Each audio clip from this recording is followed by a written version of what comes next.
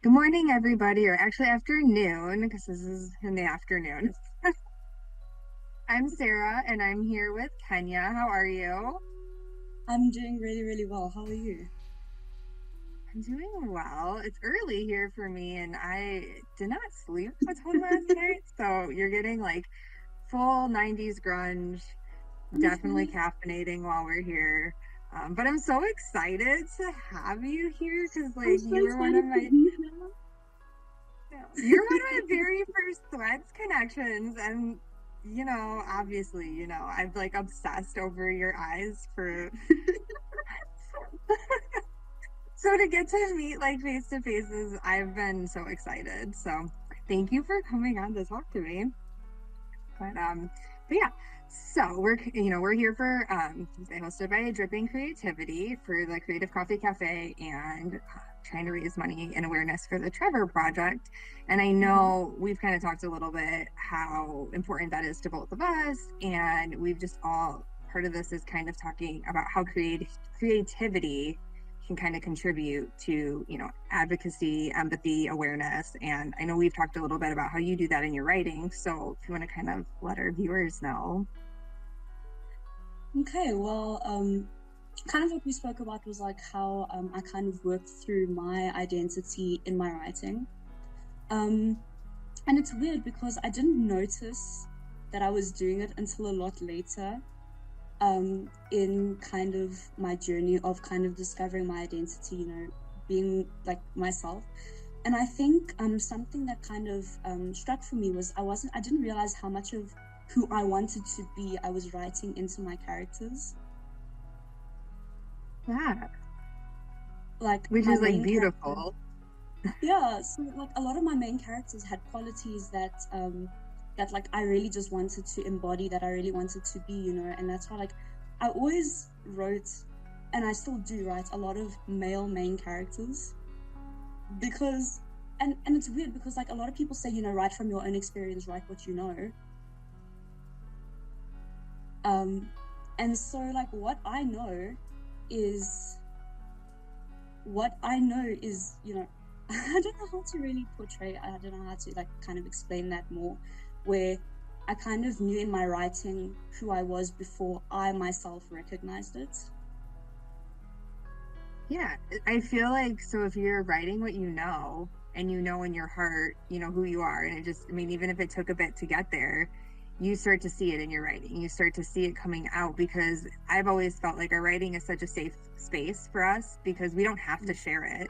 We can keep it to ourselves and then you can go back and read it, and it's such it's enlightening. And even for me, I just recently had I guess my official formal like coming out in a sense because I I always identified as bisexual. I thought that's kind of where I fell, but I always kind of questioned that too because I'm very particular in who I, have feelings towards and who I'm going to kind of, I don't know, just give a certain part of myself to. And then somebody pointed out like what they saw in my writing, and I'm like, oh yeah, like let me go back and pick through this. And then, like, to your point, it starts to come out, and you're like, oh, okay, this is a theme or a trend. And like, and now it just kind of helps you to find like that acceptance within yourself and like identify it easier because it's right there. It's like, it's almost like your heart and your mind is trying to tell you like what you need to know. Yeah, yeah, basically. Yeah, no, it's been a very interesting journey because like similar experience to kind of what you was. I always before I kind of sat with myself, I was like, okay, Kenya, you're trans, like kind of sat with myself. I always like I was going through different types of like sexualities that kind of like trying to see what felt right for me. And I think like I was like, okay, maybe I'm pan because I didn't really feel like a particular attraction towards a specific like kind of gender, kind of like that kind of thing. And then I was like, hey, maybe I'm pansexual, maybe I just don't care, that kind of thing. And then I went on a bit, I was like, maybe I'm asexual because like I don't have, that kind of attraction to people. And then kind of when I realized and sat down with my gender, how that kind of also changed the loop again. Um, because I was viewing relationships from the point of view as a female. Yeah. And so when I started looking at it from a man's point, like seeing myself as the man in the relationship, it like complete 180 in my like view of it. So that was Yeah. just such an interesting thing also, like just the fluidity and the change of it, like as you kind of discover yourself. Yeah, which is beautiful. I've never had anybody kind of explain it in that way to me before, and I love that because it does.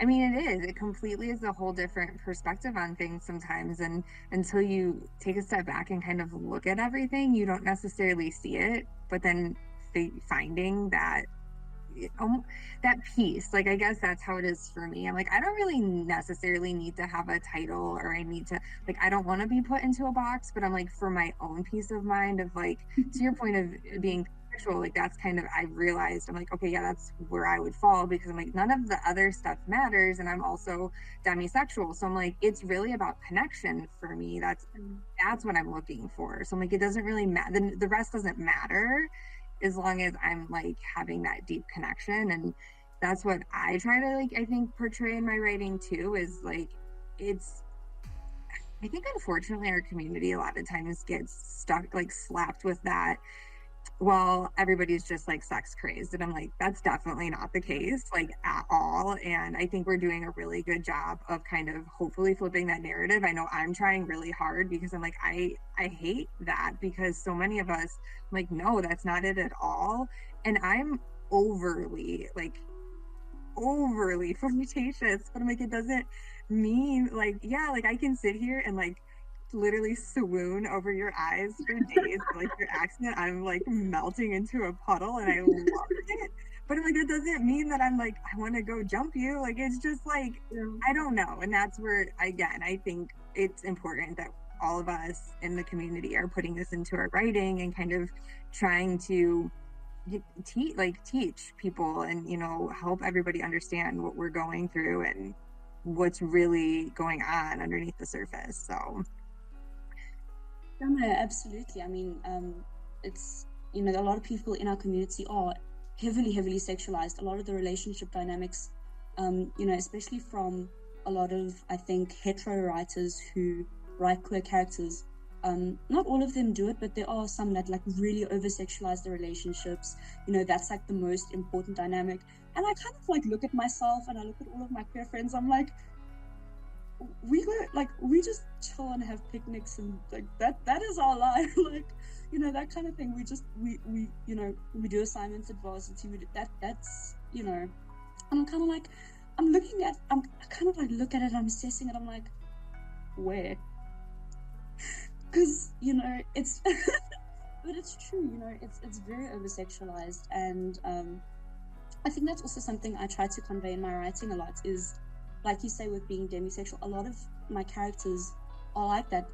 Everything else really doesn't matter. If the connection's there, the connection's there. And that's why I really love the idea of like soulmates and like working that kind of into fantasy, because like, especially over different lifelines, because you have these soulmates that like are being reanimated, and like, reanimated is the wrong word, but reincarnated, that one, reincarnated like into different bodies and into different genders and into different things, but still having that deep love for each other regardless of that. And so it's just, that's why, yeah, that kind of thing. and I was gonna say, I definitely agree with that statement. I'm a big twin flame girl. Like, because like, to me, I'm like, I do believe in soulmates. I think they exist 100%. But when you view a soulmate, it always stems more from some type of, it's a deep connection, but a little bit more romantic. Where a twin flame is that, I mean, yeah, there can be romance, but it's that person that will like change the course of your life. And there's something about that, like, you're almost one person. And I've been lucky enough to find a few of mine, and it's like we share this mental link, and I'm like, I know that will never go away. And that's where I'm like, I'm trying, and I put this in my writing, and my writing is not fantasy, but everybody's like, well, I guess you're touching a little bit on like magical realism. And I'm like, I know. And somebody was like, I wasn't expecting that from your book. And I'm like, yeah, but this is my life. Like, I'm like, I know it sounds very magical and whimsical or whatever, but I'm like, this is actually like, I have a friend who I can feel like when she's upset and like when things are going on, and she lives hundreds of thousands of miles away from me, and it's just that connection. And I'm like, that's what's the most important. Like, and even my friends, I will go down swinging. Like, I do not mess with them, like, do not Yeah. touch them. Like, they are like, no. And again, I think that's another thing. Like, I've found that in our community, and I've fortunately found it through threads. Like, I didn't really feel like I had community, whether it be writing, like the queer community, like just having that support. And not that I don't have queer friends in real life, it's just I'm like, there's something about it because there's so many of us willing to talk about it, and like willing to share and willing to be accept, like we're, I mean, I should say willing, like we are accepting. It's like you don't sit Mm. here and like, I don't know, there's just, at least in my space, there's no judgment. I've really somehow managed to keep my little bubble like very friendly. so so yeah, but um and then I was gonna say another thing, like, and I don't know, I mean, for me, and this is something that ties in with the Trevor Project, is talking about or addressing mental health and like kind of tying that in. So do you feel like in your, and I know you do more fantasy, right? Well, you also have like, do you still have like 27 whips It's going? gone up. It's gone up. But yes. But do you kind of incorporate that into your writing, or like, or do you even feel like it's, I've had a lot of people tell me, they're like, I don't even realize it's there, but it's, a metaphor or it's something else that it's kind of tied in. Well, like, I've kind of, again, it's like you just said, it's not something that I consciously, say, okay, now I'm going to write about like the queer experience for argument's sake. That's something I'm looking to do with a friend for a future anthology. But other than that, it's just kind of been, very much incorporated into a lot of the stuff I write, which a lot of it isn't, realism. A lot of it is fantasy. A lot of it is, um, but I see it a lot in my poetry. Especially a lot of the religious kind of links to just sinning in general and what is considered as a sin, that kind of thing.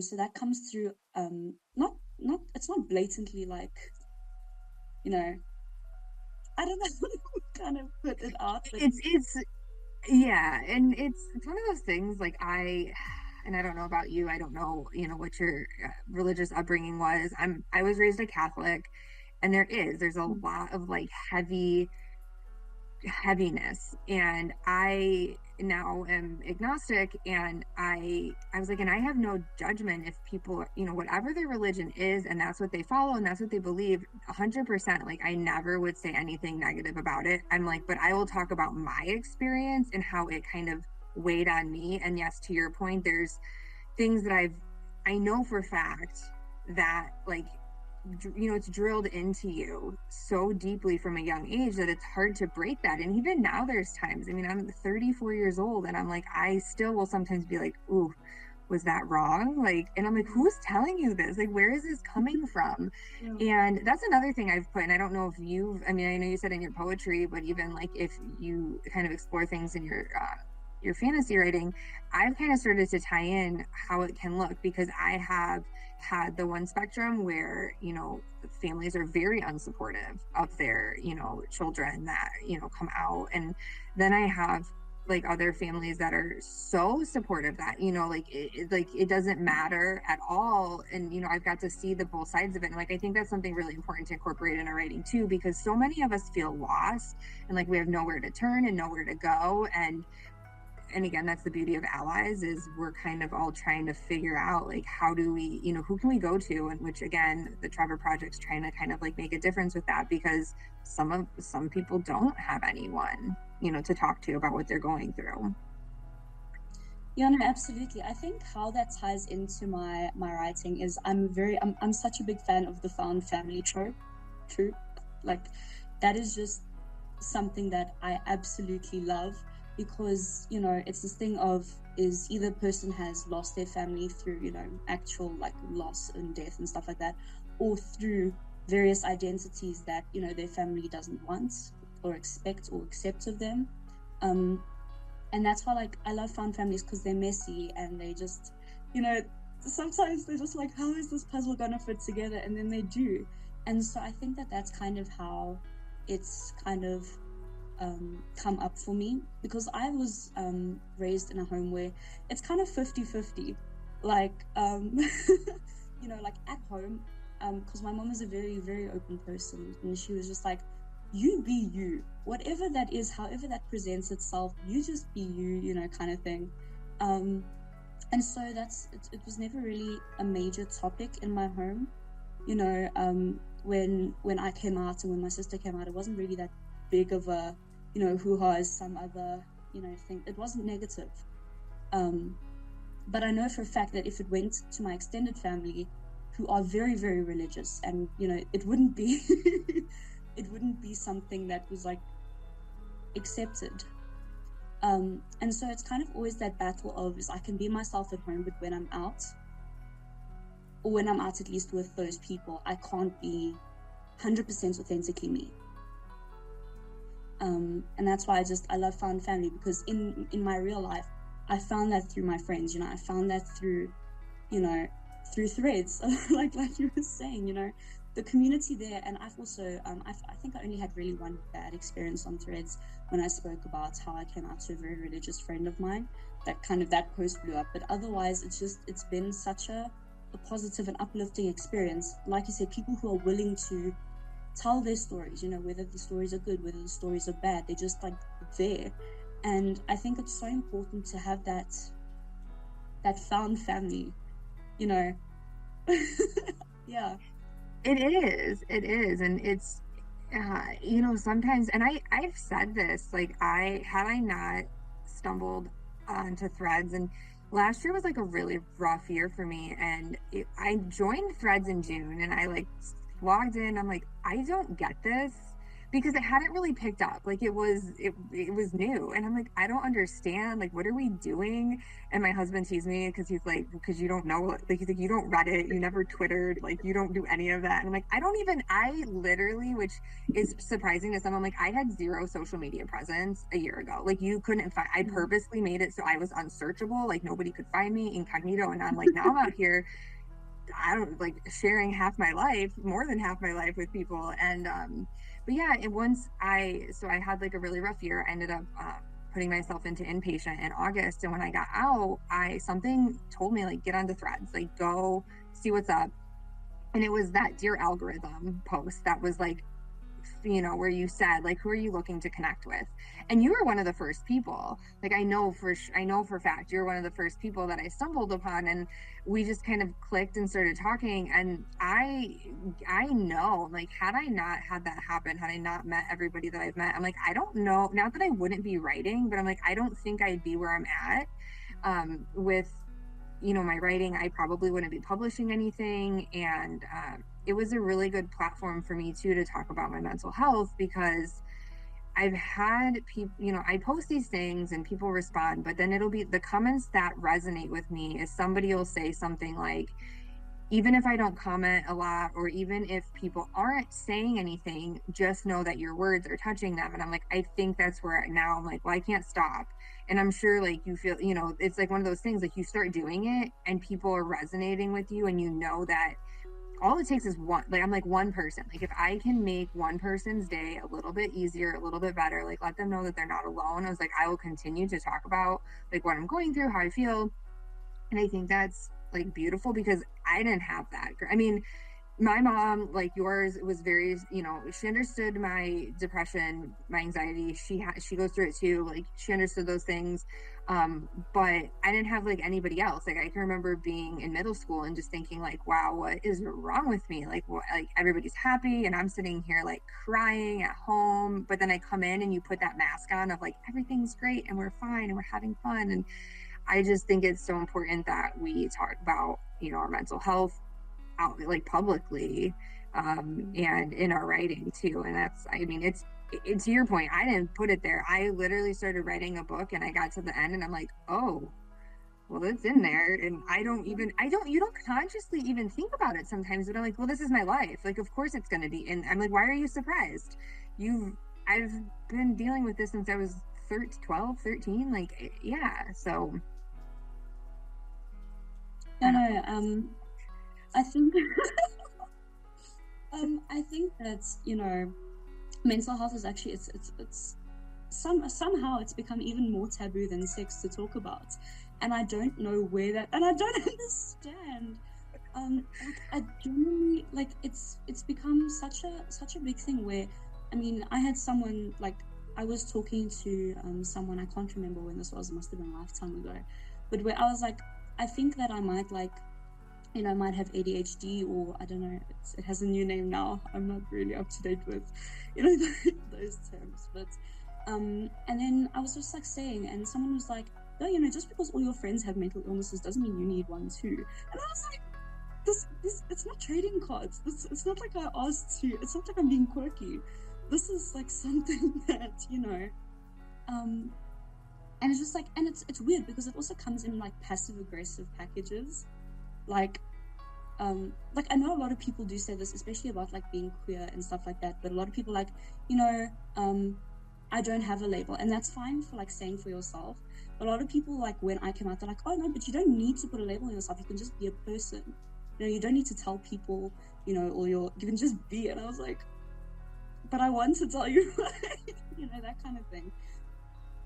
Yeah, and I agree with you. I think I'm like it's a choice. I think that's the point to me of I'm like it's my choice to tell people how I identify. It's my choice. And again, it's more of I and I have I guess that's where and this is something like me personally and I've had people that are like I don't really understand how you like I couldn't do that I guess, but I know in my family who is going to accept things, and I also know like even if they accept it, they don't want to talk about it. And I'm like, and that's fine because I have other people I can talk to it about and I like respect that. And like that's and I mean, and this is a whole nother thing, but there's like I have, certain like there's certain ways I side with things. And I've had people say like how can you like be for this but then support and I'm like because it's not me. It's not my like and I was like I think that's the point is like can you Mm, accept and identify and recognize like this is my belief system, this is how I feel and just respect that and I will respect you like and that's I think part of the goal is this like mutual mm, respect and understanding that like we all need to achieve because yes to your point like there's no reason to sit there and be like well you want to just like have something and I'm like mm, it's not that we want to I'm like I got diagnosed officially as bipolar last year mm, and people are like well what does that mean and I'm like well it means I'm like it's important to me because people yeah same thing they're like well you don't it doesn't mean that you're any different than what you were 2 days ago. I'm like, no, it doesn't. But I'm like, I've felt off since I was like 6 years old. I'm like, there are things that I can remember as I've gone through therapy and stuff. And I'm like, and then there's also major life events. And I'm like, oh, I was manic. And I thought I was insane. I mean, I literally thought like I was losing my mind at times in my life. And I'm like, no, you were manic and you were untreated, or I was mistreated. Because that's the other thing. If you're not there's certain medications that if you're bipolar and they put you on them, you will soar to great heights and you will come crashing down. And you hurt mm, people, you hurt yourself.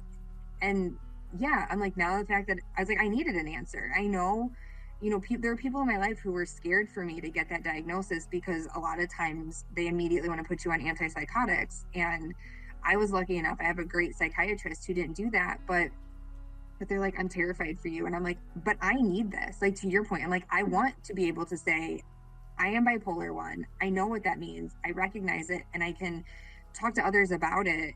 And it's villainized. Like, to your point of, why is mental health such a taboo thing all of a sudden? Bipolar disorder, I feel like, has been so poorly portrayed over years. And I was like, that was another reason I was terrified. I have people in my family who are bipolar, and I can remember seeing it in media and being like, fuck, I no, like I don't want that for myself. So I figured out a way to kind of hide it in a mm, sense. Like I still wasn't sure for sure, but and I'm like, why did I have like what? How is that okay?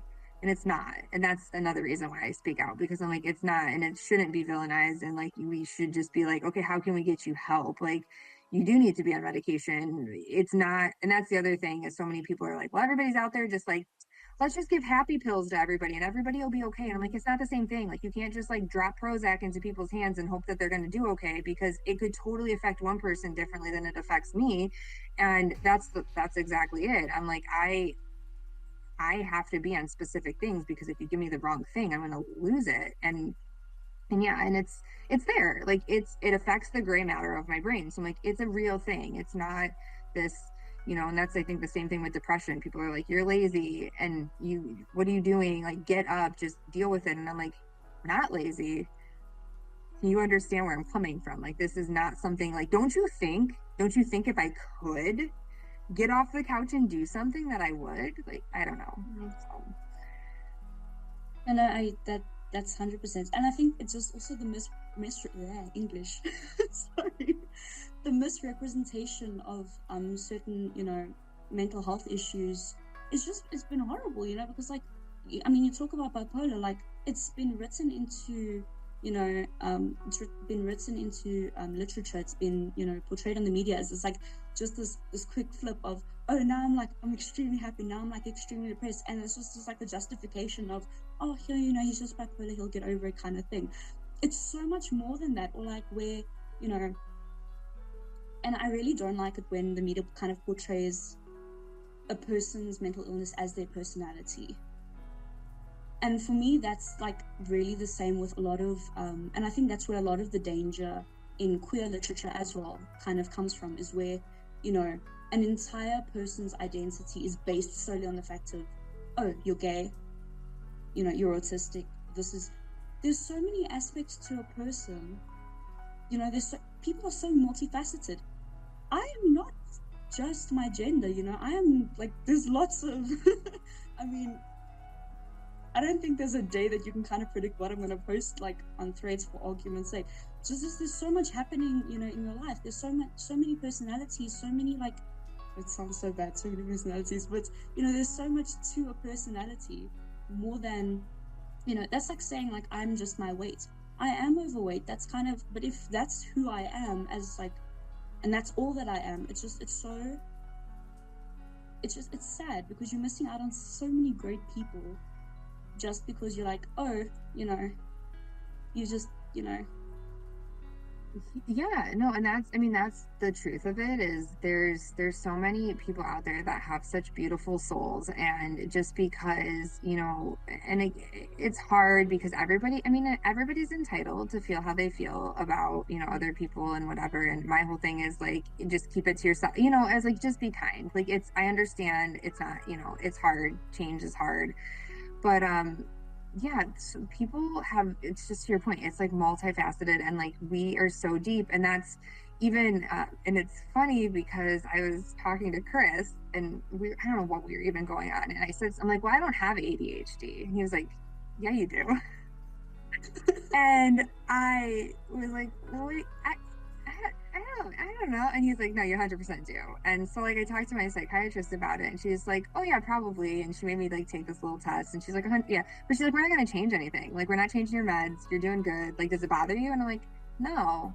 And yeah, and I know, like, again, to your point, like, there's a lot of times where it's like, you kind of want that answer, like, you want to know, like, is there something going on? Sure. But I'm like, but yeah, it doesn't change it. And like, okay, so now they're telling me, like, on top of the, I've got ADHD, and I'm like, well, it doesn't change anything. Like, I still think the way I did yesterday, and just like chalk it up to, add one more thing to Sarah's like glitter trash fire. And I say that in the most loving way possible. And some people are like, what? And I'm like, no, I know. I know I'm unhinged. I have a friend, Jill, who's like, she's like, I never fail to like jump on Threads and be like, wow, look at what she said today. And I'm like, I know, but that's the point, because like, to your point, I'm like, I might post a really deep poem about like a toxic relationship that I, had in the past. I'm like, and then I'm talking about how I'm unwrapping a cucumber, and I'm like, it's like taking a condom off. And I was just like, and I say these things, and people are like, are you okay? And I'm like, but this is me. I'm like, I can't change it. I guess that's the point. I've gotten to a point in my life, and I'm in my 30s, and it's funny, because I thought when I was like 24, 25, I'm like, I know who I am. I was like, fucking, no, you didn't. But I do now, and I've come to the realization like I am unapologetically myself, and you can take it or leave it. Like, and it's not like I'm not out here saying I'm all that in a bag of chips. Like, this is it. If you want to be my friend, cool. This is what you're gonna get. Like, I'm not gonna be fake. I'm probably gonna offend you at some point because as much as like I have that glitter persona, like I'm very real with the people that mean the most to me. So like if you ask me some hard questions and like you want the truth, I'm gonna give it to you. But like this is just it. Like you're gonna like take it or leave it, accept me or don't. But I can't really, I feel like we can't really stress too much on the other things because if we open our eyes and like there's people that we'll find, and even if it's, we're connecting from afar, I'm like, we're still connecting. Like it keeps me going. I don't know how many mornings I've woken up like not in a good mood, not in a good place, and I jump onto threads and somebody says something that like makes me laugh or like warms my heart or I don't know. I know Ben and like him and I like I can't like I there's a couple people like the last couple of days I was kind of in a rough spot and the last couple of days like I've had my little like I don't even know what to call them like my little posse that I'm like I can't stop smiling like I talk to them my cheeks physically hurt because I am laughing and I was like it is so unhinged if people read our and that's I always joke I'm like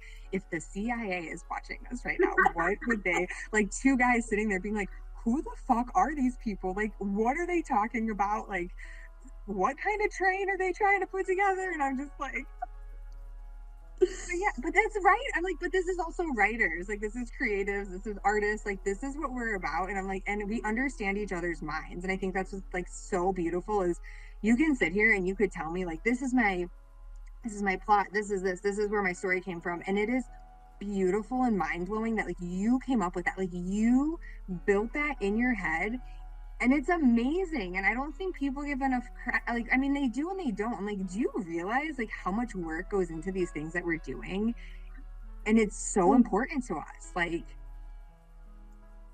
it takes, and I don't think people, people, especially like non-creatives and like non-writers, especially, considering that, that is kind of the only really creative, professional creative space that I'm currently like really investing in because, I sing for fun, draw for fun, but like because I'm like publishing and stuff like that, there's so much that goes into it. I mean, like people generally see novel, they're like, oh, okay, book, cool, let's read, and it'll maybe take a person, well, depending on how you read, like I can flatten a book in a day, or between a day or a year, one of the two. There's no in between. But and so it's just really that kind of it's so fleeting. But then it takes us like years sometimes to, kind of go through that to it just sit through the idea, to sit through the editing, to sit through like the imposter syndrome. It's just there's so much that kind of that's in that block, and a lot of people don't see that. And so like having a space like Threads where we can kind of talk through that and be like, well, shit, I'm not the only one experiencing this, because I think that that's like been the biggest thing, is being like, other people are literally experiencing the exact same thing. And it's just, it's awesome, like I'll go on and like Ben's busy talking about marketing, or Tom's busy talking about like he's like struggle to fit Age of Reckoning into the printing things, and I'm just like, yes, that kind of, and it's just, and we share in each other's struggles, and we share in each other's excitements, and we celebrate with each other, and it's just, yeah, the community there has just been so phenomenal, and like it has and like honestly, like same thing with you, like I'll go onto Threads and I'll be scrolling, and there's you with a lollipop. I'm like, okay, there's you with a lollipop, cool, and there's and that's what I also love, like in the community, like especially the bubble I've built, that everyone that I'm kind of mutuals with are mutuals with each other.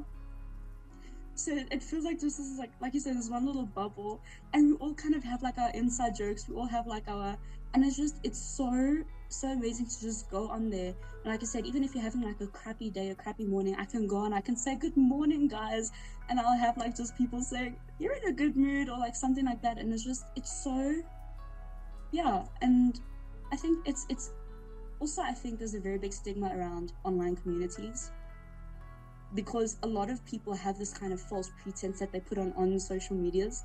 And like I understand some people I'm very much 100% myself like what you see there is what you get. I'm very much, I'm like I am now. I'm very much a blabbermouth. I'm very much a very excitable person.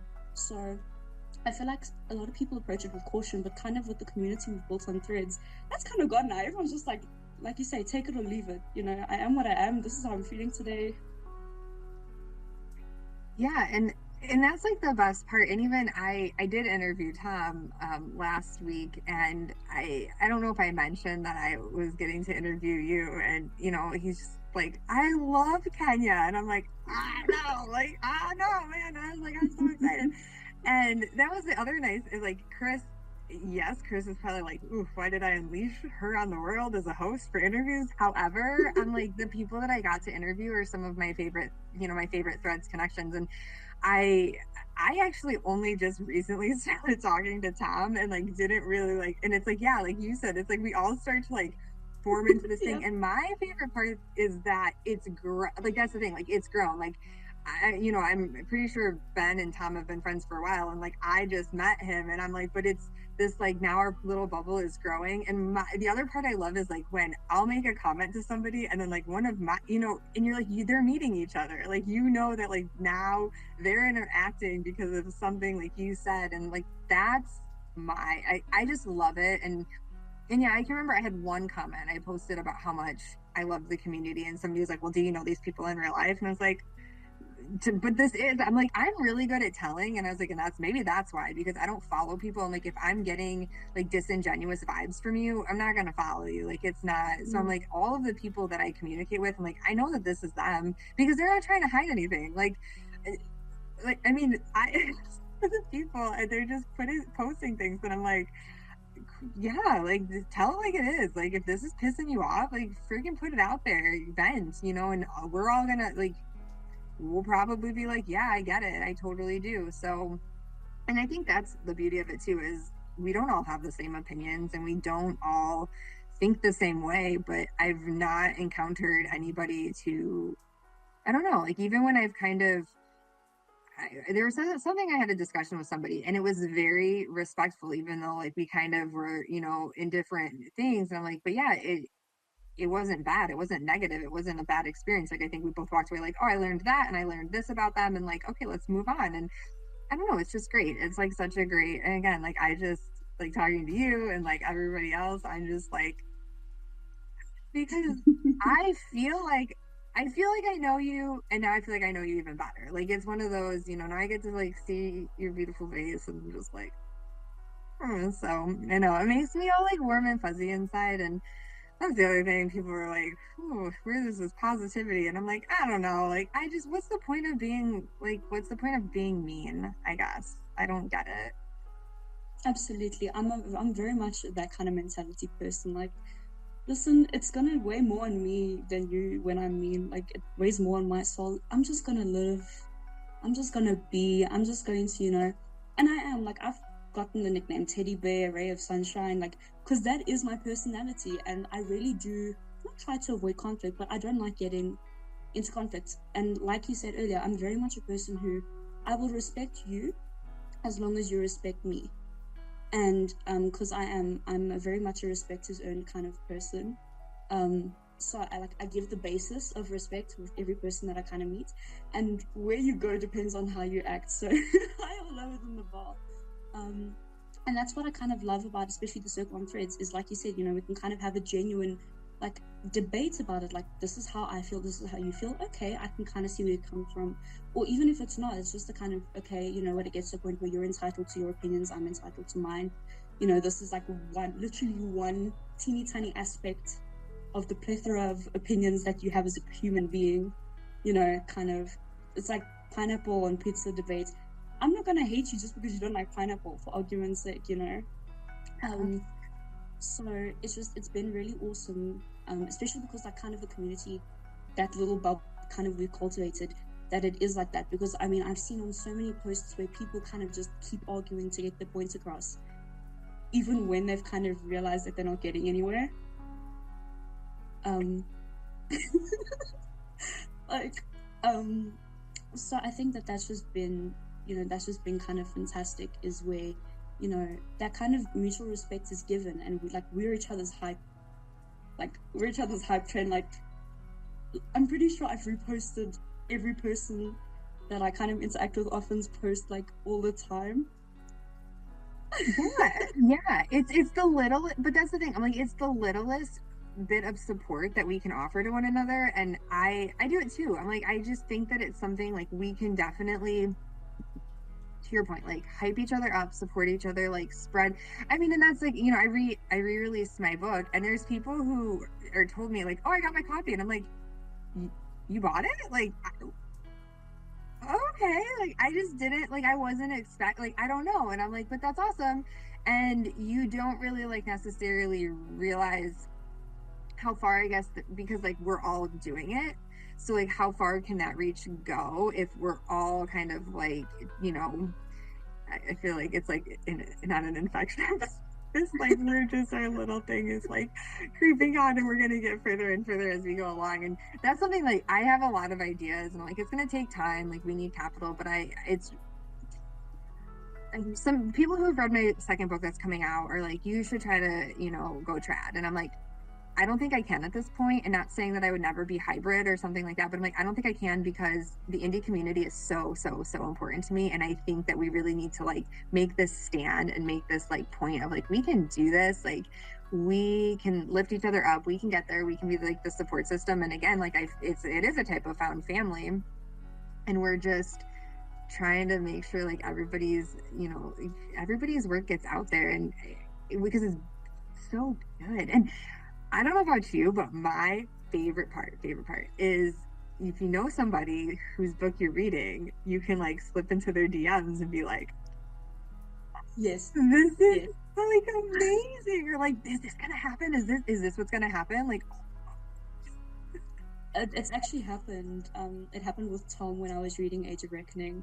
It happened with Erin. I was reading her poetry anthology, and I was just like, and in my head, I'm just like, I know these people. Like, we're friends. Like, and it's just, I think that's also so awesome because, in my real life, I don't have a lot of writers in my circle, and kind of when I talk about it, it's kind of just like okay, cool, you're writing, that kind of thing. It's not really, it's like okay, when it comes out, let me know. Whereas like on threads and stuff like that, it's like people are actually excited. People are like, no freaking way. It's like people freak out. They'll read stuff that you wrote. They'll read a certain post. They're like, damn, you wrote that? Wow. And it's just, it's such a, it's a different kind of thing that you need. It's a different kind of support that I really do think a lot of writers do need. To actually have other writer friends who, you read each other's work, you know how each other, like that kind of thing. You support each other. Sorry, I'm very also with my hands. I usually, I know, and the way that it is, I'm like, you're probably not seeing it, but it's like, it's like a puppet show. Just,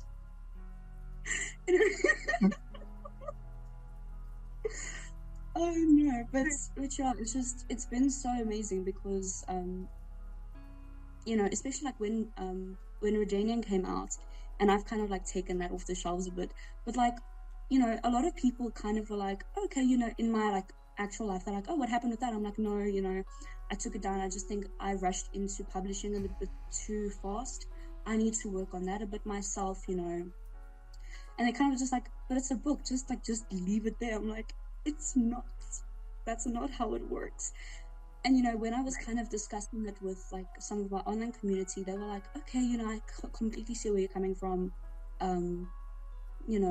It's such an understanding community when it comes to that, because like you said, they know they learn to find how your brain processes, how your thoughts kind of go, especially like with writing. And they know what impacts your writing, what's going on in your life, so they kind of know how to gauge you in that sense.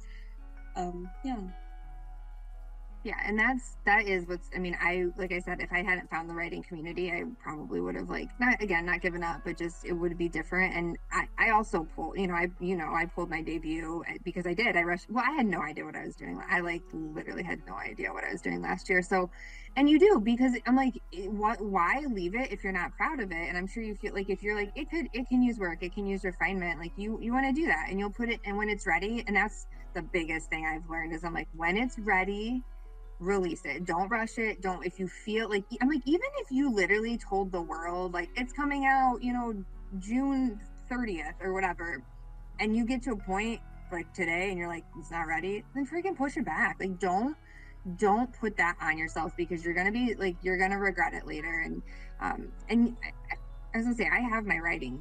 Well, now I have a writing group. I have a writing club, and that is another huge thing, because we like hype each other up, we support, we can nerd out, and I think that's the biggest thing. Because yes, in real life, and people will ask me like, so what are you working on? And I'm like, okay, give them a very short, like, this is what it is, because I'm like, if I get going, they're gonna be like, "Mm, Yeah.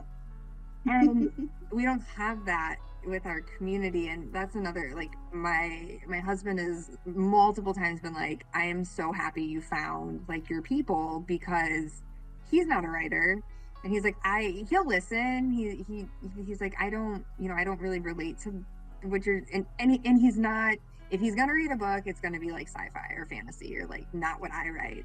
And so yeah, he's like, I'm glad that you have those people. And to your point, kind of understanding how people's minds work.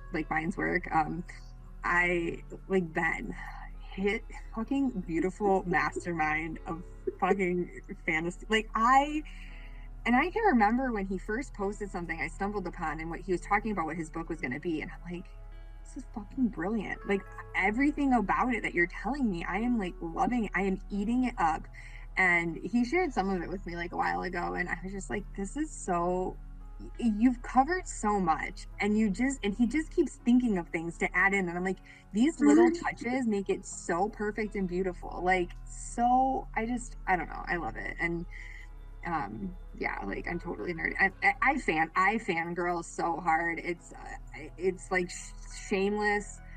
I will literally just go on and on and on about the people that I like, love their writing, I love their creativity. Like yours is always such a positivity thing too, and I'm just like, oh, when I need it, like, Kenya's gonna be there, and like, I'm gonna feel better. Like, I like your eyes and your smile, and again, it's just like those things. I'm like, you need it. Like, you need the support of your people, I guess, is the best way to put it. And but yeah.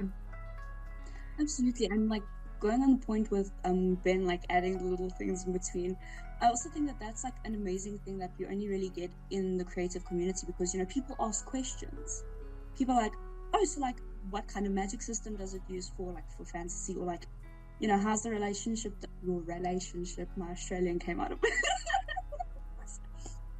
But like, they ask questions, and it's very important, to kind of see things from other people's points of view, especially as a writer, because you don't consider certain things, and so like it helps like fill plot holes. It helps like questioning people's writing.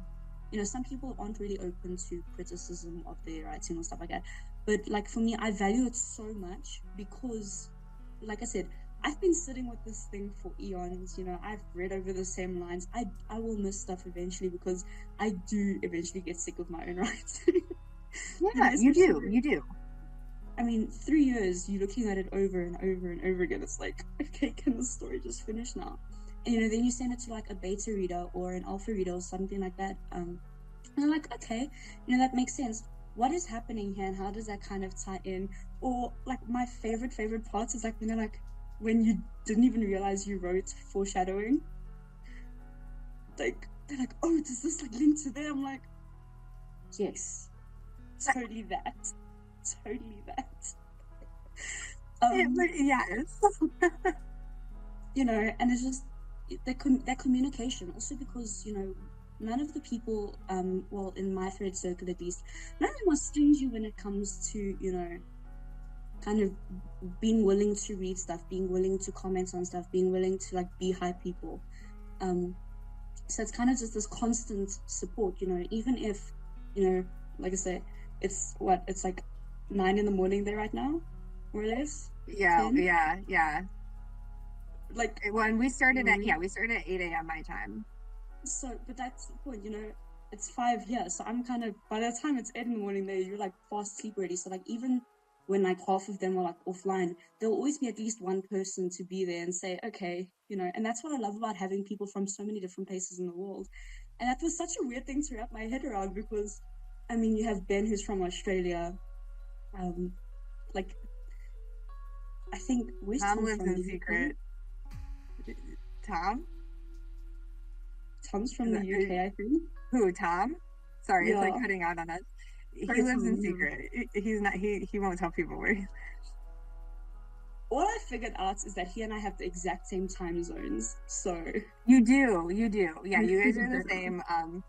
I've had to like learn. Well, that's it's so funny you said that because I like there's people so like Ben and I the other night I could not for the life of me sleep. Him and I had a whole freaking like Discord conversation like throughout I'm like texting it's like literally 3 a.m. my time, like he's at work and I'm just like, but I needed this. I needed and I'm like that yes, to your point, it's the best part because you go on and somebody will be there. And I didn't even realize when I first started talking to people, I'm like, oh, they don't live in America. And one of my like really good friends, like I knew that she lived in the UK, and then all of a sudden she's like, "Yeah, well, growing up in Australia," and I'm like, "You're Australian? Like, did we? What? I don't know." And yeah, my husband will talk to me about stuff, and I'm like, "Oh yeah, no, my friends are sleeping. They're on the other side of the world. Like, what? No, but or I don't know. Ben's like he's 15 and a half hours ahead of me, and I'm like, you guys are so special. You get half-hour time zones. Like, cool, Ben. Let me try to. I have a live roundtable for Saturday, and Chris is like, just put it, throw it together. This is the time we're starting. Let everybody know. And I'm like, Sarah's in Pacific time. Chris is in Mountain Standard. Two of us are in Central. Ben's all the way off the map. Like, I'm like, how do I make this work that we all can like fit? And no, and I might even be out of my state. So I'm like, so I'm gonna be on Eastern time. So now there's we literally 5 time zones. There's 5 time zones I'm trying to coordinate. And but everybody's making it work. And I think that's the beauty. Like you said, nobody is stingy and stepping up and being like, let me read this or even just being I'm very transparent. If somebody asks me to read something and I'm like, okay, well, this is what I have, like I can do it if this time frame works for you. And I think that's the other beauty of it. Like just we're trying our best to help one another, and that, like you said, that beta feedback, that alpha feedback, it's so important because people will find things or like point this out and find like little like the, there is something in Tom's book and I'm like, I think there was more to this. And then he like confessed to me that there was, and I may have written fanfic.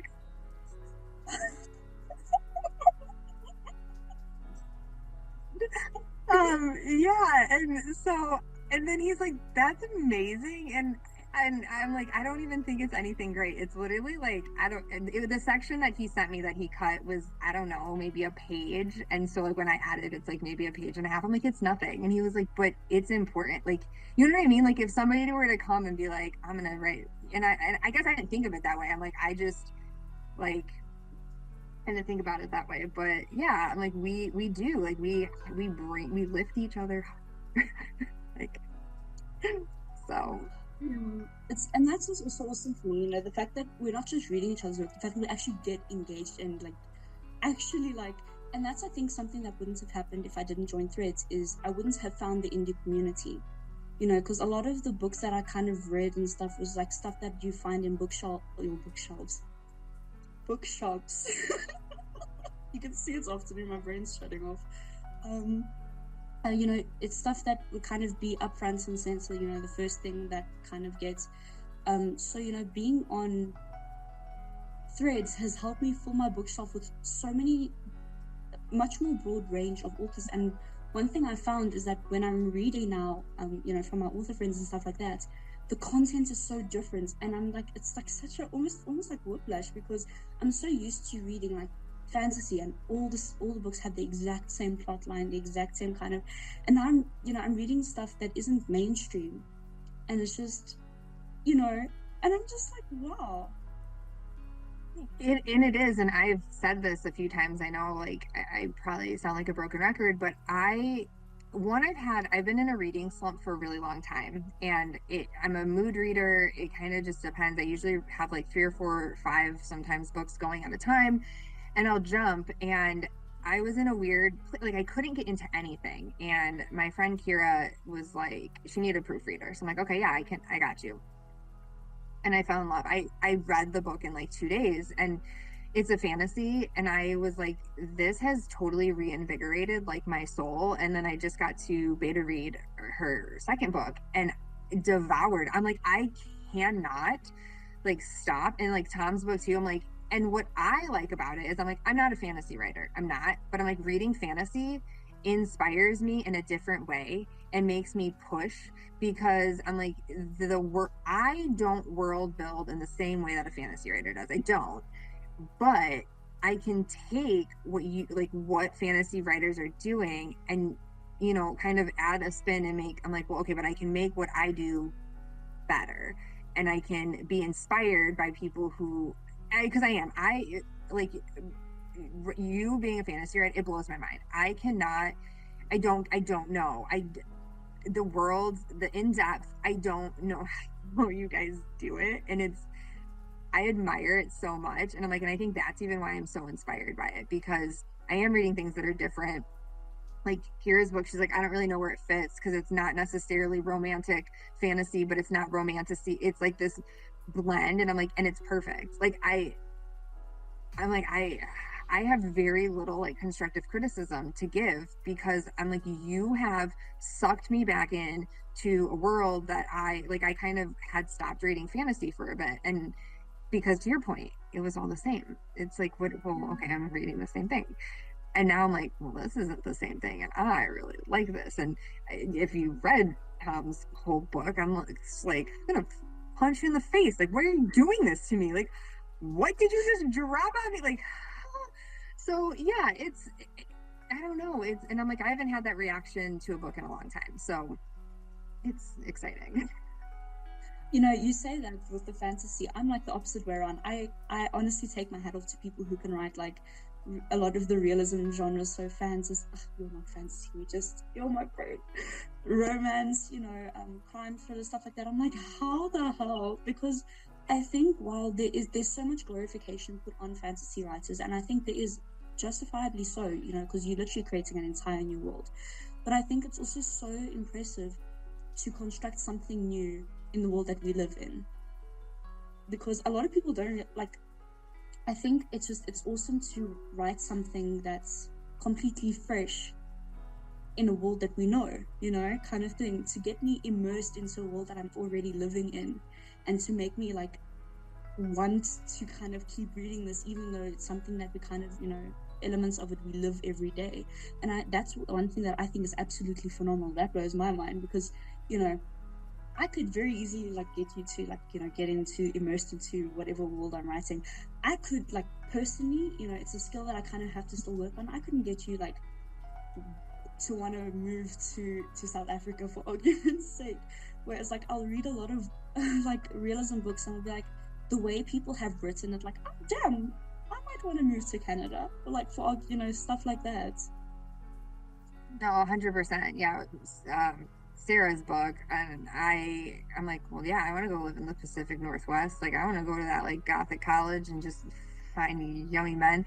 But and it's more than that. It is more than that. But yes, to your point, and my debut takes place in the 90s, and I had people who were like, I'm having a visceral response, because it's not the life that we currently live, but it's so memorable going back and touching on those nods to like what we grew up with in the past. And they're like, it's great because it's not what a lot of people are doing. I mean, not that nobody is writing past tense, romance, or, well, like that book's more like literary romance, but it's not that they're not doing it. It's just like the majority of people, like, their books are set in the present tense, because I mean, it's a little like, I'm not gonna lie, if I were to write a book, right, I'm like, well, it's easier for me because like everything's fresh in my mind. And when I wrote that, I'm like, I'm not making, like, I was like, and I did, there was something I was like writing, and I was doing, the text bubbles on Atticus, and I'm like, this is an iPhone text bubble. iPhones didn't come out yet. They're all on Androids. They're using Blackberries. You got to go in and fix this because this is not accurate. And I did. I mean, I fact checked the shit out of everything, because I'm like, yeah, I didn't have that. Like, I had a Tamagotchi. Like, you think that I had like, and well, like my sister pointed out, she was like, we didn't even have iPhones. We had iPods with like games and whatever. And I'm like, I forgot about that. Like sitting there playing Bubble Popper with your friends, like, and that was, and I'm like, it was literally just, I don't know. It's crazy to me. And that's, yes, like these worlds that we have to build. And even if it's like in the real world or if it's out of it, it's still, writers are impressive people. Come on. Like, we're just going to say creatives are amazing. Absolutely. And I think it's something that I think that's also a very toxic thing I found in the writing community itself, is there's so much like backlash against specific genres.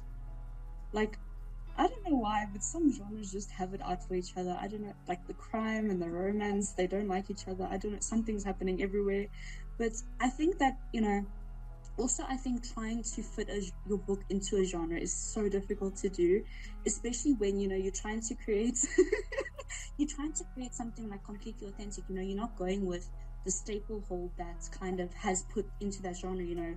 For romance, for example, how it was defined is it followed certain structures, it followed certain kind of themes, and now you have people who categorize their work as romance, but it's like it fits into so many genres that it doesn't have a word for that. And I think that's also something why a lot of people do indie publish, is because when, pitching work, they want to set like, what is this? What is this genre? And like, if you mis-genre it, or if you say, listen, it doesn't have a genre, they're less likely to pick it up, because, certain imprints of publishers are known for like specific genres. And then it's a whole, publishing is such a political, like, Thank you. And it is. And sorry, go. No, you go ahead. That's what I really love about the indie communities. We see genres and different stories come out because we aren't bound by those genres. We're just like, hey, I have a book. If you want to read it, read it. If it intrigues you, it intrigues you. Here's the blurb. And that's another thing I think I found, is a lot of people have stopped kind of, especially in the indie community, have stopped kind of advertising their books by genre. And they're more like, this is what's in it. There is romance in it. There is kind of like a mystery in it, but it's not romance, but it's not thriller, that kind of thing. And I think that's also so impressive, that something that we've done as a community is just like, this is the idea, get people to fall in love with the idea rather than the genre. Yeah. And I agree, especially because I just assumed my first book was like contemporary romance. And then my friend Beth, who is the queen of comps, like if you need a comp for something, she will get it for you. She's amazing. And she's like, this isn't standard contemporary romance. And the problem is, if you tell people that, like the wider audience, they're going to expect one thing, because that's what's usually expected of contemporary romance. And she's like, that is not what your book is. So I kind of had to take a step back and be like, okay, well, what is it comparable to? And like, well, it's literary romance or literary fiction. I'm like, there are romance elements in my writing. However, that's not solely like the point. And I'm like, and also I think being able to say, hey, this is a little bit of like a psychological lit fic book, but there is a little dark romance in there. There's a little bit of this. And the other thing, Ben and I were just talking about it, people writing for tropes versus identifying your tropes after the fact, because I don't write for tropes like at all. I've struggled because I'm like, well, my book that's coming out, I'm like, okay, well, I know everybody wants a trope list. People do, and I get that. I don't like it personally, but I'm like, I'm going to give it to the people because that's what they want. And I'm sitting here trying to do it, and I'm like, why choose? Well, it's kind of a why choose, but not in the sense that most people are going to think. So do I need to be like, spin on why choose? And then it's like a one night stand to lovers, but they're not really. And I'm like, I don't know. I'm like, it's not, I can't really. So I just kind of have to like improvise and be like, it's a surprise. I like surprises. I'm also a horrible, like everybody, like, and I put them in, don't worry. I'm not saying I don't. I put trigger warnings in my own books, but I skip other people's trigger warnings because I'm like, I don't want to know.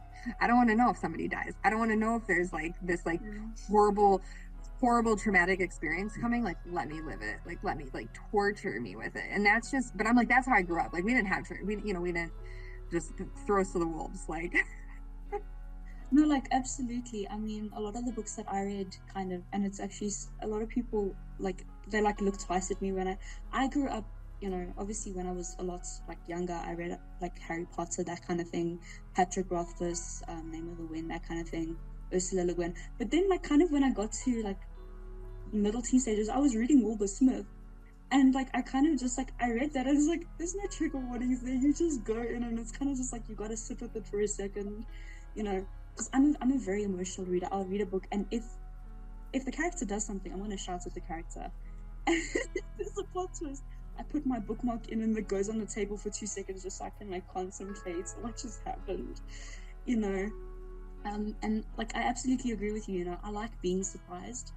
You know, and I think it's really that is a personal thing. And I'm also like I'm looking at the works that I'm kind of in progress, and I'm like, I gotta probably put trigger warnings on this, but I don't know how to word it without giving away, you know, stuff. Yeah. And that's what I struggle with the most. I'm like, well, I don't really want to ruin the story for people, but I'm like, at the same time, I think the benefit of a trigger warning and how I've kind of grasped it and is I'm like, the people who need to read it will, and they understand that it may ruin the story for them, but they've come to, that's okay. And that's, I mean, even me and Sarah, like we share a lot of our work, and I'm like, I'm not any less excited to read it just because I know what's coming, because I'm like, it's still, I want the whole story at once. And I'm a very, yes, emotional reader. Funny enough, my book, I read a very popular young adult series because I needed so I was reading the Mayfair Witches again, and I don't know if you've ever read the Mayfair Witches, but it gets dark. Dude, Anne Rice, man, it you get to a point where you're like, your skin is crawling and your heart is just like, oh my god, can I take any more of this? And so I was like, I need something light. Like I binged the series in like 2.5 days, and I got really mad, like really, really fucking mad. And I'm like, I don't like this. I don't like how it ended. They did this character dirty. And I'm not saying that it's a bad series. I'm not saying anything. Like, I'm like, it wasn't for me and it made me mad. And I'm like, and you know what? And I'm going to go write my own version and not steal the idea, not at all. But I'm like, I have these characters in my head, and I'm like, and this is the outcome that they should have had. And I'm going to put my spin on it because I'm like, and I'll just read it myself. Like, I literally wrote this story just for me. Like, I'm like, I need to like fit. But I'm like, that's like, I get so upset. And I'm like, but again, that's the other beauty of it is like so many people do not like happily for nows. And I'm like, love it. Leave me on a cliffhanger. Let me tell you what's gonna, like, let me do it. Like I'm like, if it's done right, like obviously, like if it doesn't give you a certain sense of something, but I'm like, if it is done right, like I don't know if you've read Normal People by Sally Rooney, like she did that book right. She did it justice. It's amazing. And I'm like, I love it. And I know a lot of people don't, but for me, it's actually it's weird. I'm a writer who I want to make you hate the book. Like I'm that kind of person. Like if I can make you hate my character, that's like my goal done. It's actually in retrospect such a toxic outlook. Like if I can make you care enough for the characters that when they're not there anymore, you actually cry, or make you hate a character so much that you actually like you feel the need to say, listen, you need to write another book where this dude dies, for argument's sake. I've done my job. That is my goal in life, is to make people upset and cry. No, but it's the truth. And that's, I mean, and it is, and it's, I got beta feedback, and it was, why are you ripping my heart apart just to put it back together, just to rip it apart all over again? And I'm like, and to your point of hating people, there's a character in Tom's book, and I am so fucking pissed. And I'm like, I would not even hate fuck that character right now. Like, they need to go. And that's like, I'm mad. I'm so mad. But that for me means, well, that's like a personal goal of mine. That's like, I will have made it as a writer if I can get a person that upset over something that I've written. Yeah. It's just because that's all the best books that I've written have made me like completely invested, because I'm the type of person, and also it's a little bit kind of toxic on my part, but I love everything. You know, I love life. I love small little things. Like I love the sunset. I love, like, everything makes me happy.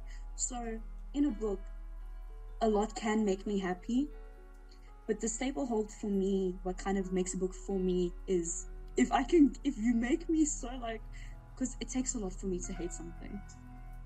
A lot. So if you can make me hate your characters, chef's kiss, like, wow.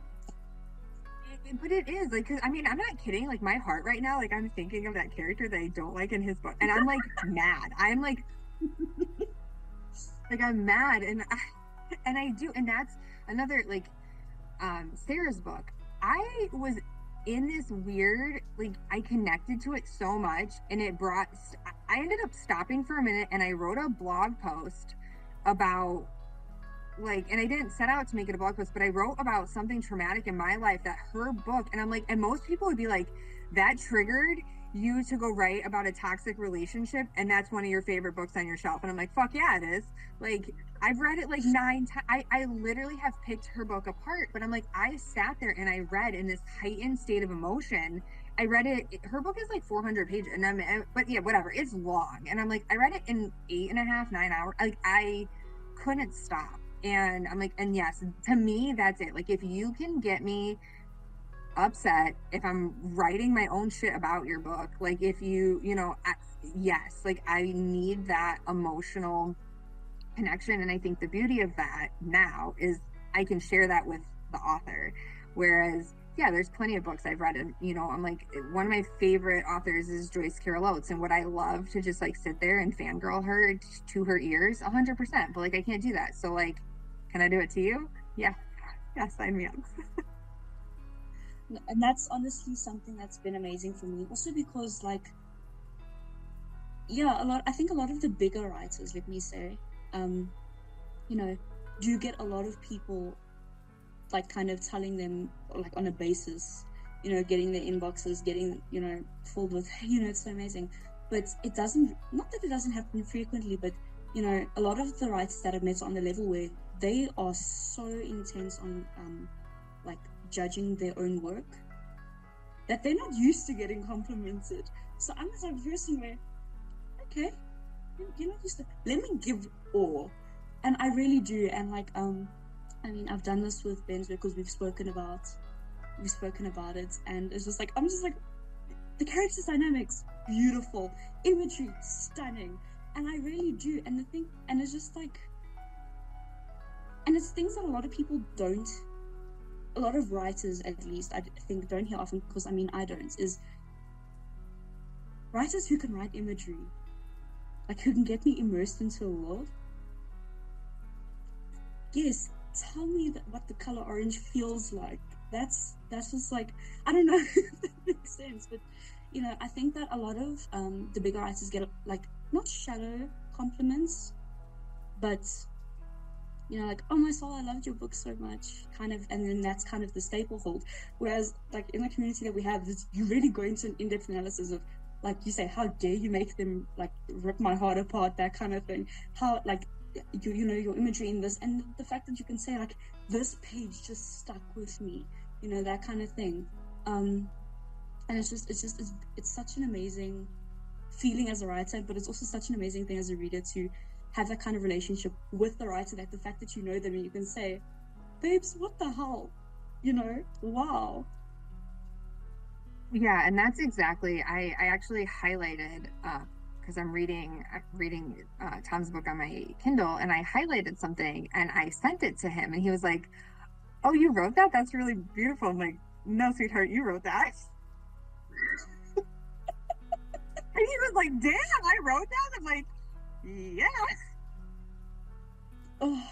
And it was such a good description. And I'm like, but again, that's the point. It's like, sometimes we do forget like things, so then somebody goes and like points it out to you. And if you ever need a beta reader, I'm even more unhinged as a beta reader, because I can leave you comments that nobody can see. And the things that I have literally left people, I'm like, please don't hate me when you read my comments, because I don't know if they're helpful, but I have to say it. Like, and not in a bad way. It's you, like, I mean, I had told, I'm like, I will fight you for this character. Like, let me, yum. Like, and one of the things that she was worried about is she was like, is it too angsty? I'm like, fuck no. Like, I was like, I liked him in the first book. I loved him in the first book. Now, I want to, and he's tall. I'm like, let me climb him. Like, so yeah, but that's to your point. Like it's like this whole it's different. It's a different thing and it's so meaningful because you do know like I can if I give you these compliments, you know that I'm like I read your book and it's genuine. And that's the other thing. I'm like if somebody just came up to me and was like I really liked your book. Like, did you read it?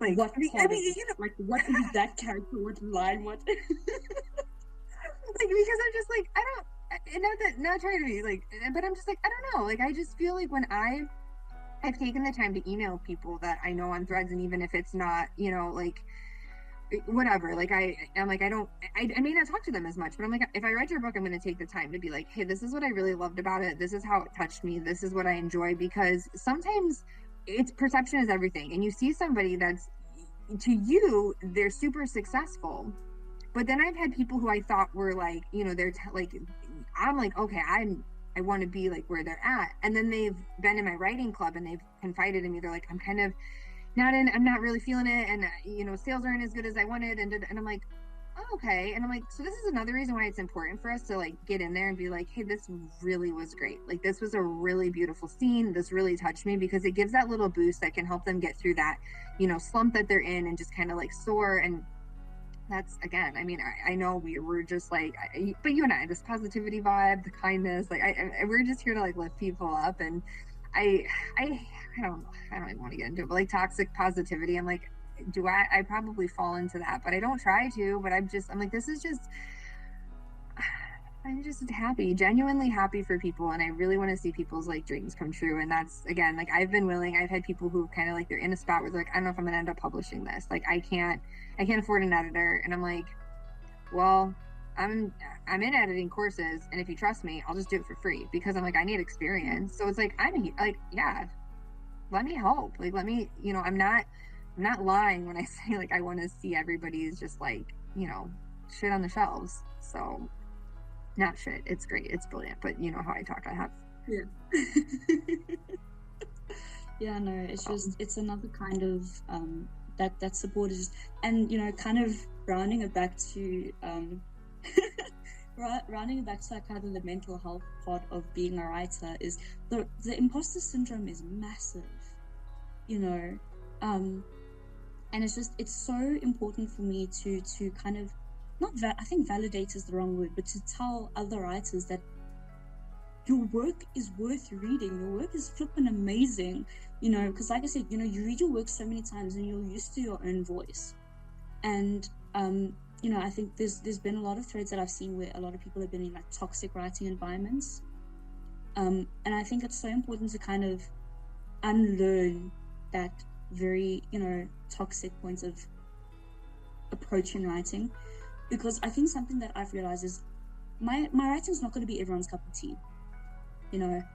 Personally, I really I'm not a romance person, and it's purely because I've seen the trope done the exact same way so many times, and it's kind of a both thing. It's like I'm there. My words are not wording.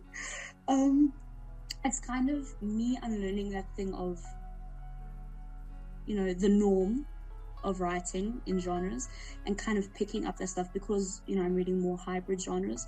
But it's also kind of that thing of same thing with the writing is a lot of people like, yo, I didn't like that, it's, you said it was romance, it's not romance, it sucks, because they have preconceived notions of what a specific genre is supposed to be. And I think it's so important to be like, your writing is beautiful, like the way you write. The story is not really catching me as a person, but the writing is stunning, and I think that is the reality of it. Like I said, my writing is not going to be for everyone. Like my mom, she hates fantasy. It's like the last thing on earth she would ever read, and she would probably write her own book just to avoid reading fantasy. you know, it's just something that you kind of have to accept. It's like not everyone likes all the same types of chocolate. Not everyone likes coffee, tea, and I kind of just apply that to everything. You know, I'm not gonna like everything. Not everyone's gonna like my thing, but I can appreciate good writing, and I will be sure And to I'm say, damn, damn. Yeah, and that's exactly where I'm there with you 100%. I'm like, I can appreciate this for what it is, and like, yeah, it might not be something that I would, continue to read. I didn't used to be bad at like do not finish it. Like I, did not finish. I'm a little bit bad now because it's a time thing. I'm like, I don't always have the time, and I'm like, and it doesn't mean I won't come back to the book, but I'm like, if it's not like, I don't know, and um but I'm like, again, if I read it and I'm like, and it's not necessarily, like, to your point, it's not the writing. Like, I still want to tell people, like, hey, yeah, that was like a really beautiful scene that you wrote. And, yeah, I may not have like finished the whole book and it has nothing to do with your writing. It's just, well, what I've really stumbled upon in the last is I'm like, my to be read list is stuff full of romance. And I'm not into reading romance right now, which is really odd coming from a romance writer, but like, that's not what I want to read. Um, so, so yeah, I mean, some of the books that I'm the most excited about are like Ben's book, Andrew Clark's book. Sarah's not. I mean, hers is a dark romance, but like I know her and I know what's going to be in it, and I'm like I'm excited for these things because it's not what's like sitting in my list right now. And the other thing is, I realized as much as I thought I was a romance reader in my youth, I'm like there were select romance readers that I read or writers that I read, and they were very old school contemporary romance, like modern romance, like it hasn't gripped me quite as much. And yeah, to your point, I'm like, we all have different, like you can't, you're gonna read what you're gonna read, and you're gonna like it, and yeah, it's just I don't know, it's kind of amazing that there's so much out there. And I think the biggest thing that I stand by is write for yourself. Like if you write it for yourself and you write it the way that you want it to be written and you're proud of it, it will resonate with somebody else. And they will like it'll feel like, and I'm like that with my poetry. I don't know how you feel. Like I'm real anytime I share a poem, I kind of have like a mini panic attack because I'm like, I don't know, like it's what I think but I'm like, but that's the beauty of it, right? Like what it meant to one person, it might mean completely something to somebody else. And it's just that beauty of like what feelings. I don't know if you've ever read any of Andrew Clark's. He's got a Jesus in the Trailer, his like poetry. It's I my heart, man, like there was one that he in one of his poems, and it physically took me to a memory of my own that I relived from his work. And I'm like, that's beauty and magic, and that's so powerful. And so I'm like, hey, can I get a signed copy and a bag of grits? Not but the grits. but yeah, I know. So, and it's just, but yeah, but to the imposter and it's funny you kind of took that right out of my mouth, because I'm like, that's the next struggle we all have, is just not feeling like our writing's good enough, or like people, and that's the worst. Like, people read it and tell you this is amazing, and you're like 2 hours later, you're like, it's rubbish. They're lying. Well, I mean, it's kind of like the in between. Like, I have had poetry that I've written where, like, I've sent it to my mom, and she's been like, "Damn, this is like really good. Who's the poet?" I'm like, it's literally like it's in the frames that I usually post like stuff on. It's like, I wrote that. She's like, really? I was like, yes, really. And I think that's also kind of something where, not when people get shocked by your writing, but when people kind of think it's somebody else. That for me is kind of like a massive kind of boost as well. Because, like you say, the stuff that you write is in your head already. It's kind of just like normal thoughts that kind of just like, which is really good. Like, I'm just like this big sunshine person. My poetry is like the darkest shit you'll ever read.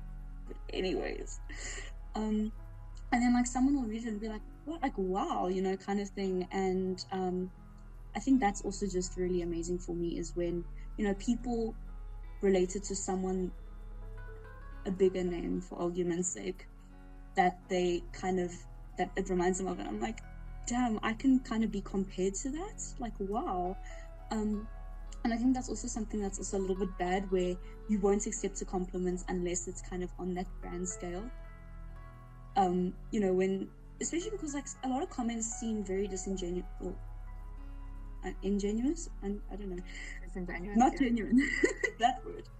That's nothing. Writers have the worst speaking vocab, but anyways.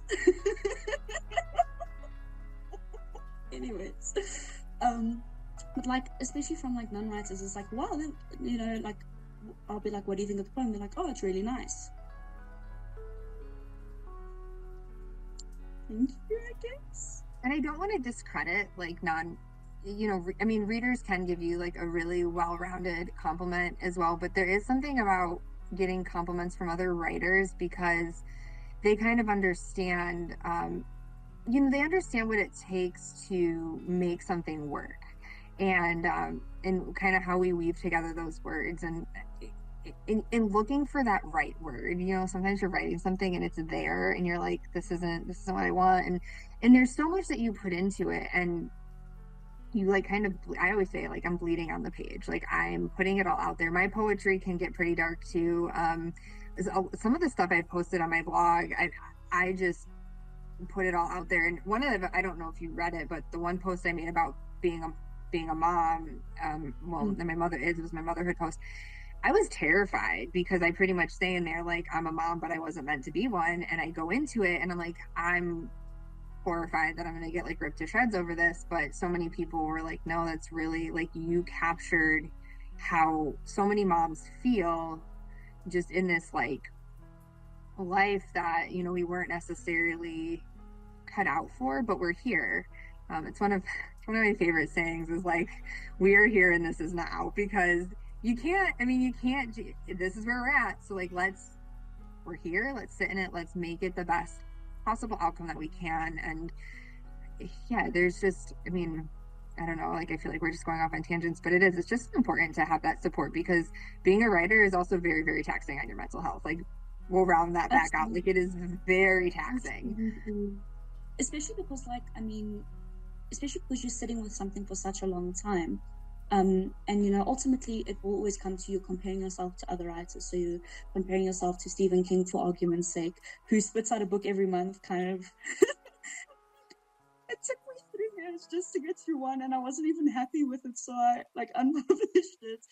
And, that kind of gets to that, you see my cat, yeah? It kind of gets to that situation where, you have this constant thing where you're battling with just like chilling here. You have this constant thing where you're battling with, comparing yourself to other writers. And then, can you sit down? Thank you. Where you're comparing yourself to other writers, where you're kind of sitting with something. And I can go, like, I've had writer's block that's lasted years. Where, like you said, it's just like, there's so much I want to write, I just don't have the energy.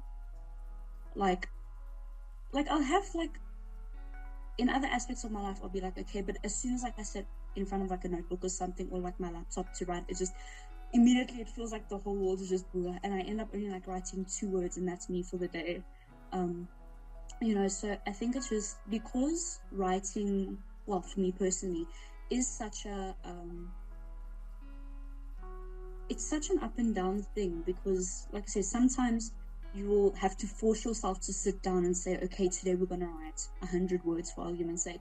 Other times I sit and I don't even look at the time. It's just like, yes, the ideas are coming, and you end up writing like 4,000 words in a sitting, in one sitting. So I think just coming to grips with that is very, is very much, it's, like you said, it's very taxing, especially because, we've had this discussion, motherfucking wizard of writing. I have over 30 works in progress, and it's not like just like ideas that are just sitting in like a Word document.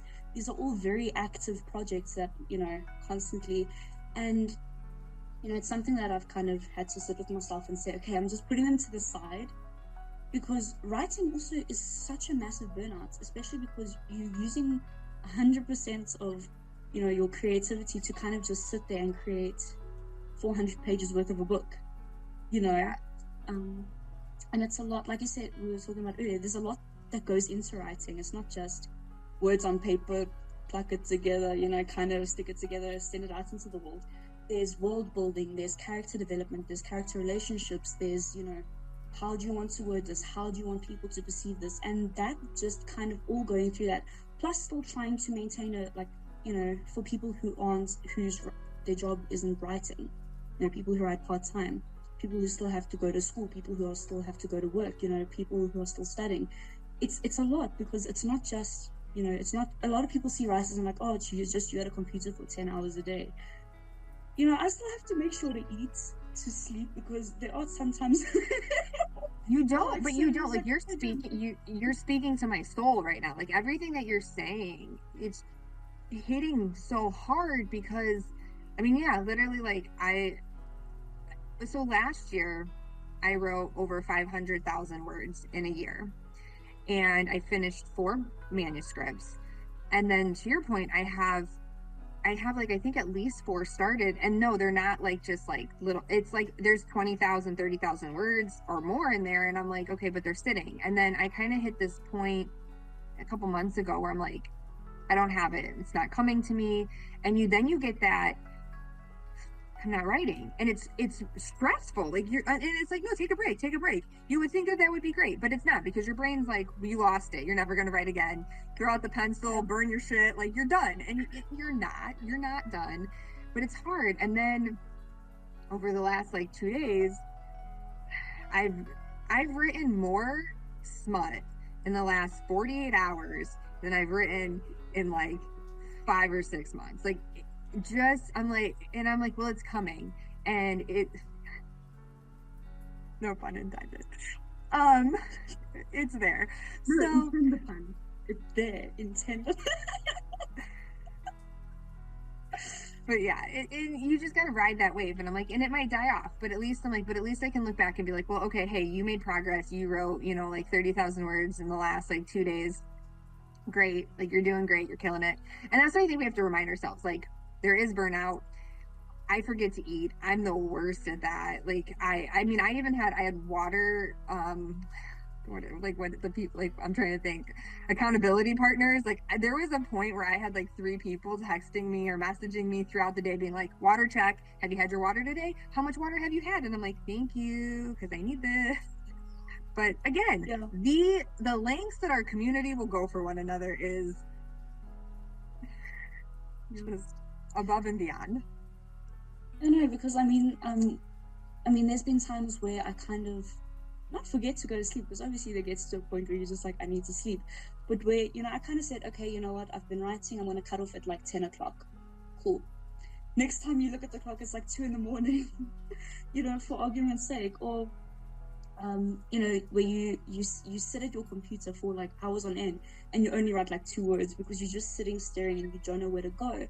And I think people, especially people who don't really understand what it takes to write, they don't understand that that's such an important part of the process. Because people are like, oh, you were there for 5 hours, you must have written like a shit ton. And I'm like, no, I kind of just like wrote 2 words, read through what I wrote, sat there for like an hour, and then I was like done with my script, went to Pinterest, you know.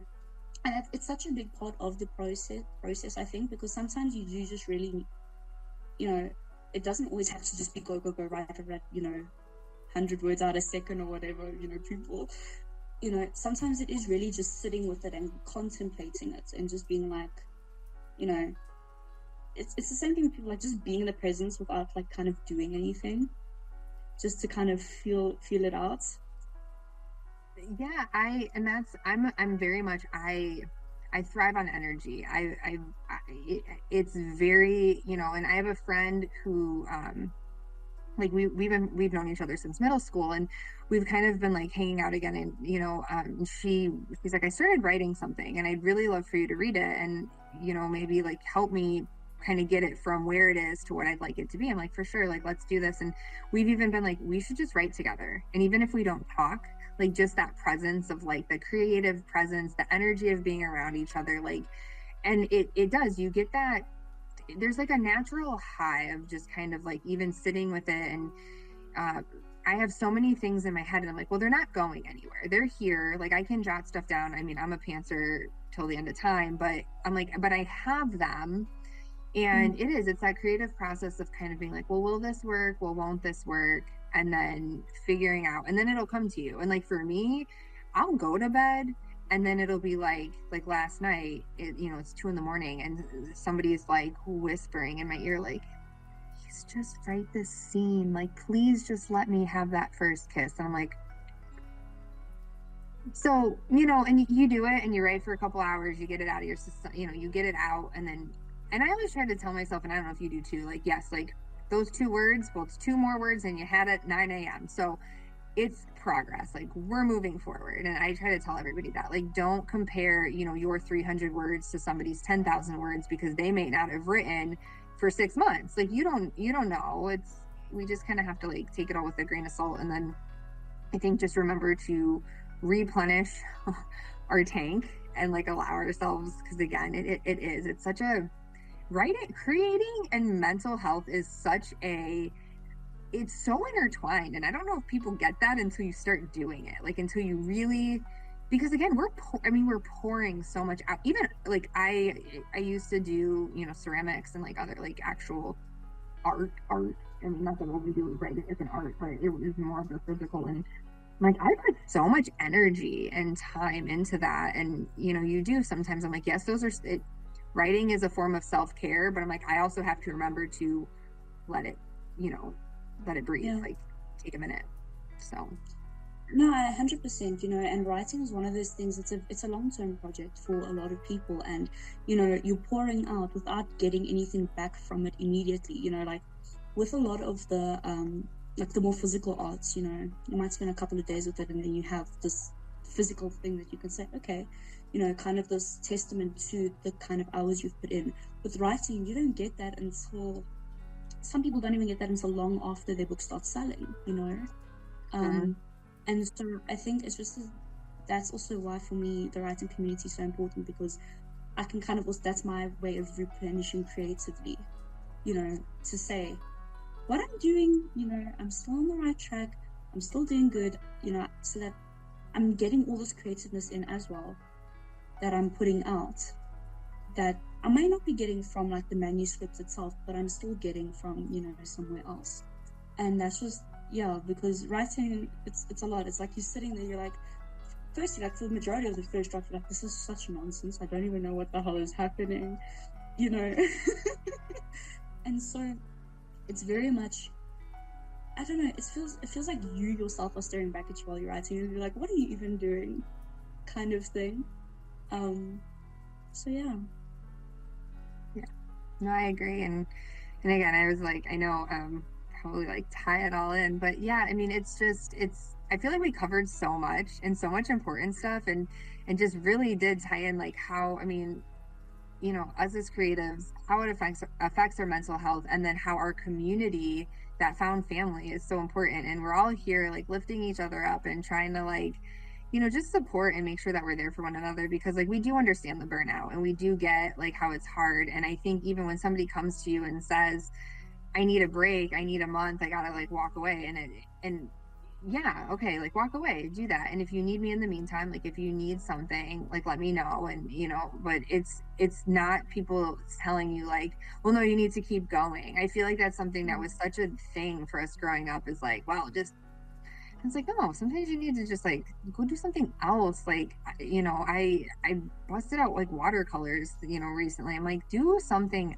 else, like let it go, bake bread, something, man. But yeah, so yeah, I think yeah, I feel like we just like, We I really love this did. interview. Like I love, Um, because I nerd out hard. Like if you get me going, it's hard to stop. So I've loved, talking with you, because I feel like we like totally writer nerded hard. And it's got my, like, after these interviews, I literally am on like a high, like on like the purest natural high that I could possibly have for like an hour. And I'm just like giddy. Like I always make that reference. I'm like, I feel like a little schoolgirl, like knees shaking in her skirt. Like I love it. And it's the best. So like, yeah, this is awesome. And I don't know, is there anything else that you want to like add before we kind of wrap up? Yeah, I think we covered a hell of a lot. So, you I know, know we did. This is by far my longest interview. So like in a good way. I feel like in a very, very good way. yeah, so I don't really think I have anything else to add. You know, just basically mental health is important. Mental health of writers should be talked about more. You know, I think just in general, you know, of in the queer community, in just general spaces, and I think the taboo of that needs to be taken away. You know, it shouldn't be this kind of thing where, listen, I need a time out. And I think that's also kind of the burnout culture, is rest doesn't have to be earned. If you need to rest, rest. Everything else can, like, you can't do anything if your body's not functioning. Right. So yeah, I think that's just pretty much summation. Well, thank you so much for, coming and joining and being here for our event. And I'm like so excited that we got to like talk one on one and face to face. And this has been amazing. So thank you. Thank you so much for having me. It's honestly, it's been amazing to talk to you too. You know, we keep, you know, having interactions on Threads and on Instagram and it's just like, it's so amazing to see your beautiful face and to hear your beautiful voice and to just, you know, kind of just talk about what makes us both excited and passionate. Yeah, yeah, for sure, for sure. Like, yes, and that's exactly like I literally like when I was like, okay, who? Because I got to pick like I kind of like Chris was like, well, who do you think you want to interview? And I was like, okay, let me think. I'm like, yeah, yeah. I was like, because I can't wait, like, because I'm like, I just like literally your face. I don't know how many times I've said, I know, and I'm like, I'm annoying. People are probably like, who is this weirdo that's just like, oh my god, you're fucking gorgeous. But I'm like, I'm gonna tell people. I'm like, I just and to me, I'm like, beauty comes from a place of like, it's from the inside. I'm like, to me, I'm like, if I feel that like your inner, just how beautiful you are as a person, I'm like, you are beautiful to me, and I'm gonna tell you because I just want to. But yeah, like like I just yes, I'm so like your face. but yeah. I know, so I'm like nerding out hard. Just wait, like I'm gonna, as I say, I'm gonna stop it and then just wait 1 second. So don't leave me yet.